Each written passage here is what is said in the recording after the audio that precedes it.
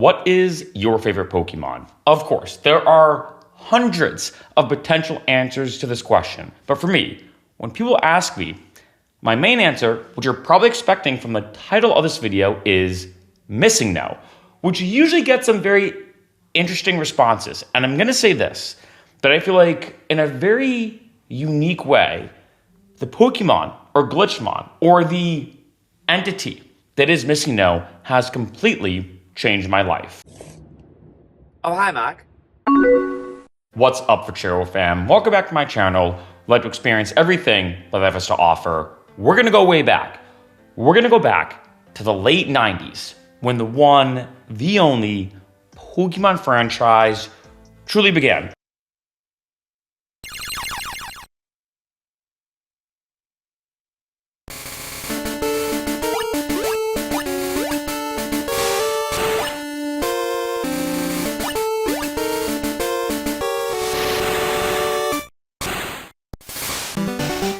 The most profitable franchise in human history. And it all began with Pokemon Red and Blue in America. In case you didn't know, as a side note, when it was released initially in Japan, it was Pokemon Red and Green. And I still remember getting my first ever Game Boy. And there was something about getting a Game Boy when I was that young. I was in third grade, I remember. So I was 9 years old. I was in third grade. There's something autonomous about it. Like typically, when you play, like say, any type of Nintendo system or any video game system, you had to hook it up to your TV. So you had to take over the TV. Your parents may have gotten mad. You couldn't play it how or when or where you wanted to. With the Game Boy, you could play it anywhere. And there was something really interesting about that, almost this feeling of autonomy, almost this feeling of being an adult. They'd be like, wow, this thing in my hand, I can play it in any way I want. And the games were iconic. From Super Mario Land, which is my first ever Game Boy game. Tetris is, of course, legendary. I actually did a video talking about the Tetris movie and how it revolutionized everything in the gaming world. I do suggest watching the Tetris movie as a side note. Very underrated movie. Like, the story behind Tetris is one of the few stories that's truly stranger than fiction. The story is wild. Like, people almost died. It's crazy. And then, after getting a couple Game Boy games, I got the one that really changed a lot for me.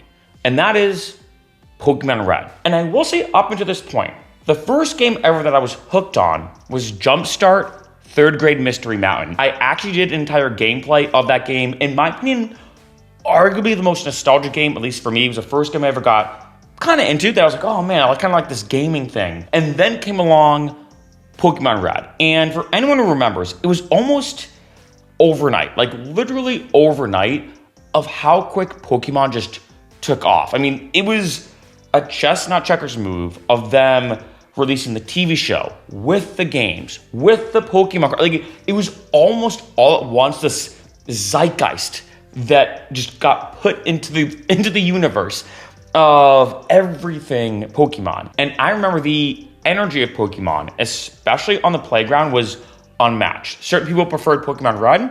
Certain people preferred Pokemon Blue. You know, people would argue, what is the best starter? Of course, you can't beat the playground lore as well. Arguably the biggest lore being that you could find Mew under the truck in SSN. It's kind of funny how even though there was no like internet really or anything going viral, unanimously on every playground, that was the myth.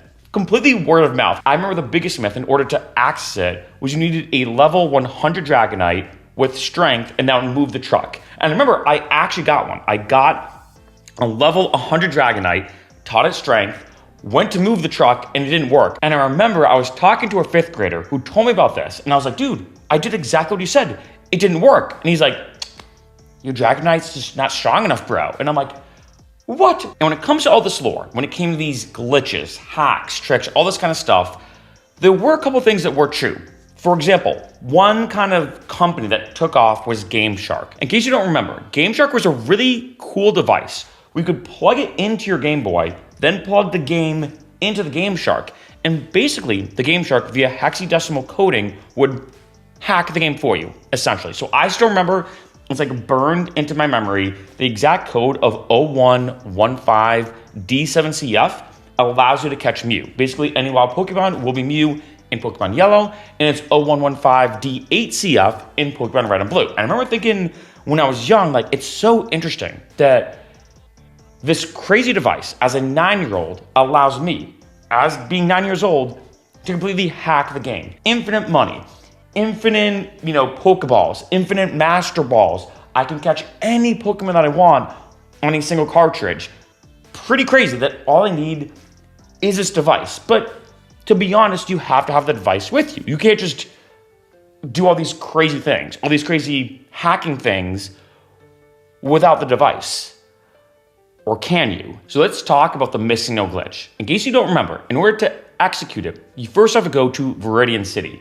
Once you do, you walk north and talk to the old man who teaches you how to catch a Pokemon. At this point, you then fly to Cinnabar Island, walk to the right, and surf up and down on this area that's half land, half water. And at this point, if all done correctly, a potential MissingNo might pop up. And when this was first discovered, the big thing a lot of people realized is, wait a minute, you can use this to get infinite items. I put that technically in quotation marks because what would happen when you would encounter MissingNo, a lot of weird things would happen in the game. And the first big one that was discovered is the 6th item in your item container would be duplicated by 128. You could literally get as many Master Balls as you wanted to, as many rare candies, as many nuggets, as many whatever item you wanted could be duplicated by 128. And you could do this pretty much as many times as you wanted. But that wasn't all. The weirdest thing about the MissingNo Glitch, at least to me, the weirdest thing is Nintendo didn't know this existed.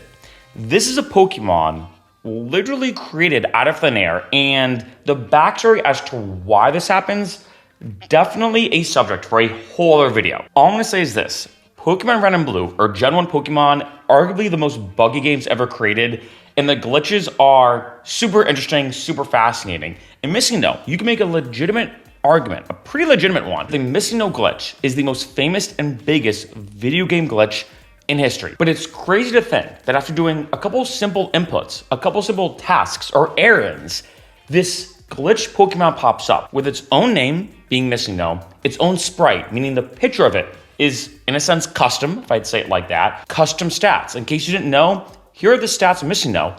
MissingNo actually has the highest attack stat in the entire game. Technically, when it comes to normal Pokemon in Gen 1, the highest attack stat is with Dragonite. MissingNo is actually higher than that. In addition, its moveset. We have Water Gun again, and then Sky Attack. And then lastly, which I think is super interesting as well, its typing. MissingNo is the bird and normal type. Bird and normal type. In case you didn't know, the bird type was a prototype type that later got changed to flying. And for anyone who's never coded, I'm gonna say this: as a former computer programmer, there are so many things that get left in a code that the developers are like, let's just leave it in whatever. Like, you think some code for some video game or something is polished and seamlessly written. No, it is a hodgepodge of rough drafts, some of them containing final drafts, and a lot of stuff just gets left in. And when it comes to the code of Pokemon Red and Blue, the bird type still exists. Who cares? No one's ever gonna know, right? No one's ever gonna know. They're never gonna know. The only bird type to ever exist in the Pokemon universe. And there are a couple weird things, to say the least, that happen when you encounter MissingNo. And this is where things get even crazier, because first off, when going to catch it, the lag time it takes for the Pokemon to pop up is a bit longer. That's how you know immediately a MissingNo's coming. Secondly, its cry. MissingNo has its own cry, or basically its own Pokemon sound when it comes out. Every Pokemon has a specific cry or noise when it comes out. Think of it like a WWE wrestler entrance theme. That's basically what it is. It's unique to MissingNo. But what if you catch it? And now, again, we're going deeper down the rabbit hole. Now, this video could be hours long. This video could be very, very lengthy. So I'm scraping the surface here. But if you catch MissingNo, weird things start happening. For example, your Hall of Fame section, like say in your computer when you beat the Elite Four, all gets glitched.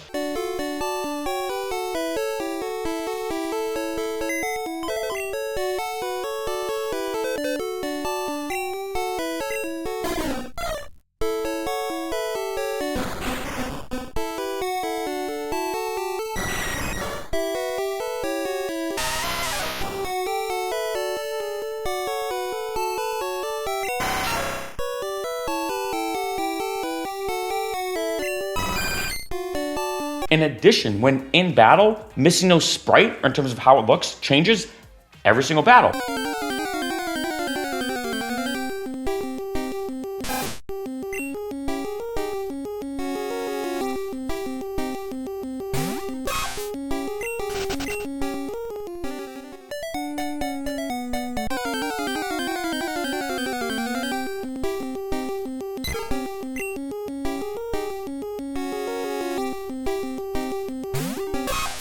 And like I said, this video could be hours long talking about all the weird things that happen with MissingNo, but I will say, way more than you think. I actually did do a challenge where I want to see, is it possible to beat Pokemon Red and Blue with just a MissingNo? I have it listed below in the description. The answer actually was yes, because MissingNo has what's called, I'm gonna say, a broken level up system where in the beginning it takes forever just to get one level. Then by the end of the game, it levels up super fast. It can also learn Sword Dance. Like MissingNo has its own custom moveset too, in terms of TMs and HMs that it can learn. And at this point, I gotta say this. I could go on and on about MissingNo, as you can probably tell. There's also been a bajillion videos made about MissingNo. There's something about it that's, for lack of a better word, iconic. And I will say as a side note, I do kind of wish Nintendo in some way, shape, or form brought MissingNo back, whether it was an Easter egg, as in basically something that they purposely put in the game, but you have to kind of secretly find it, whether they kind of did some kind of promo with it, I don't know. I do kind of wish they brought it back because, like I said, Nintendo, when making this game, did not know it existed. And it's crazy to think that in Gen 1 Pokemon, there's 151 Pokemon, and MissingNo arguably makes it 152. And I will say this is a debate, depending on who you are, different perspectives. There's technically Pokemon, and well, I'm gonna say Glitchmon. There are different types of glitch Pokemon in Pokemon Red and Blue, especially if you're using Game Shark as well. You can do crazy things where there's tons of wiki pages about tons of different Glitchmon with different stats and properties and so much more. So I will say you could argue, is MissingNo actually a Pokemon or actually a Glitchmon? Tough to say. But with that being said, I think the biggest thing for me when I was so young in exploring this MissingNo glitch thing is I was just perplexed by it. Because if, let's say, you caught MissingNo and it depended upon the game cartridge, that to me is what's so wild about this. But let's say if you caught MissingNo, this happened a lot. You'd catch MissingNo, you'd be playing the game, things would be happening. Random trainers would just pop up. Random Pokemon would just pop up. All these glitches would happen that you couldn't predict and would happen almost without you doing anything. And I remember I actually had I think it was Pokemon Blue, the specific cartridge, because I had Pokemon Red and then I bought Pokemon Blue. The game, even after wiping the cartridge clean and starting a new game, was so corrupted you couldn't play it. And I remember thinking when I was young, like, wait a minute, all I did was this simple amount of tasks, caught this Pokemon, and now my game is arguably permanently unplayable. Even if I wipe the cartridge clean, which I did, it is permanently unplayable because how this one glitch corrupted all the data. As a 9-year-old, destroyed this physical piece of cartridge, which at the time was the peak of gaming, forever. And then it started getting me thinking like, how come something that I did within the game, in a sense, affected what happens outside the game? How come now the physical piece of that cartridge, the physical cartridge, is not permanently just done? And that got me thinking like, some kind of intangible thing that I did created some kind of tangible effect, right? Now again, I want to stress, I'm oversimplifying this a tremendous amount, but like I said, just some simple inputs within the software affected the hardware permanently. There's also something got me thinking, going deep down the rabbit hole when I was 9 years old, about like, what about the universe? Is there a MissingNo glitch in our universe? This then got me hooked on things like quantum physics, quantum mechanics. Funny brief side note, I was just editing this video and I asked Google Gemini to make me an image of MissingNo controlling the universe. That'd be funny to kind of put into this. And I submitted and gave Google Gemini a picture of MissingNo, and somehow when giving it the picture of MissingNo, it glitched up Google Gemini when it comes to making the image, and I had to like redo it. Definition of irony, or the meta perspective that MissingNo still continuing to glitch everything up. Is there a way to hack the universe? Like, is there, again, like a MissingNo that you can find that's embedded within the universe that we don't know about, that once you do, you could get infinite money, theoretically, or at the time, I could get infinite Game Boys or infinite Game Boy games, which was my mentality when I was 9 years old. But it was crazy that this one glitch, I think if you talk to any like millennial gamer or 90s gamer especially, it was so iconic that people just, it changed their perspective, in my opinion, about what a glitch could be. And in addition, it changed, I think, the perspective of a lot of people of like what was going on. Again, you're 9 years old and you almost kind of feel like you're some genius hacker hacking the game. And here's the crazy part too, is that every cartridge was different. There are some people who just saw MissingNo. They saw MissingNo, their game was fried. Other people, like my Pokemon Red cartridge, for example, I caught MissingNo, I used it in battle, never had an issue. Yeah, there were some glitches here and there, but it was kind of random. Anything could happen. It was literally a gamble of your actual cartridge, and to have to go to your parent, and this happened to some of my friends, that to go to their parents and try to explain as a 9-year-old in the best way possible, yeah, I saw this Pokemon and now my game doesn't work at all. I need to buy a new one. And your parents are like, what? You what? And I think that's why, for better or for worse, depending on how you look at it, MissingNo is arguably one of the most iconic Pokemon of all time. I might even go as far to say it is a legendary Pokemon. Whether you want to agree with that or not, I look at it as a legendary as the impact that it had on the Pokemon community. I think I might even say in the programming community. Like, I'll be honest, I don't think I would have gotten into computer programming if it wasn't for encountering MissingNo.